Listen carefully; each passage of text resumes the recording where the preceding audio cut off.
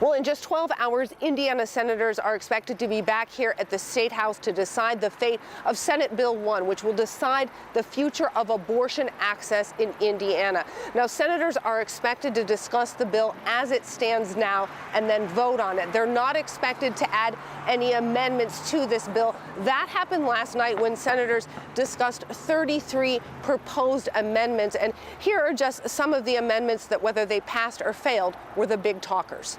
Amendment 58 would have removed exceptions for rape and incest, meaning the only abortions allowed would be in cases where the mother's life is at risk.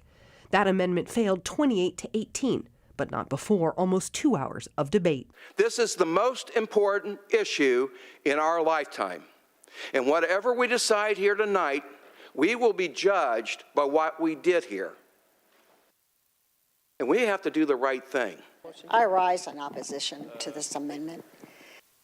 I think it's extremely unfair to women who have been raped, sexually assaulted. I will just say that this is an outrageous proposal fueled by the arrogance of the power of the majority. I will never support anything that holds these little tykes guilty.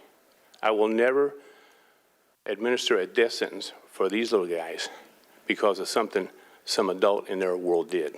Amendment 46, brought by Democratic Senator Greg Taylor, also failed. It would have given victims of rape or incest up to 20 weeks after getting pregnant to decide whether to get an abortion. At least we give some time for this woman to determine whether or not she's pregnant.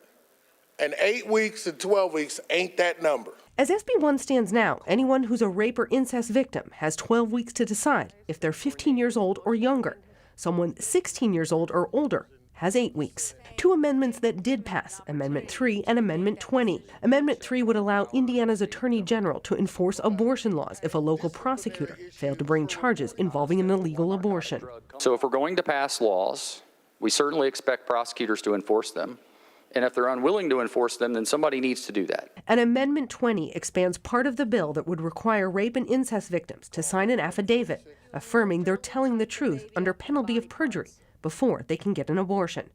Under this amendment, that affidavit also has to be signed by a notary. I don't think we need to be adding that type of disruption and stress to a rape victim.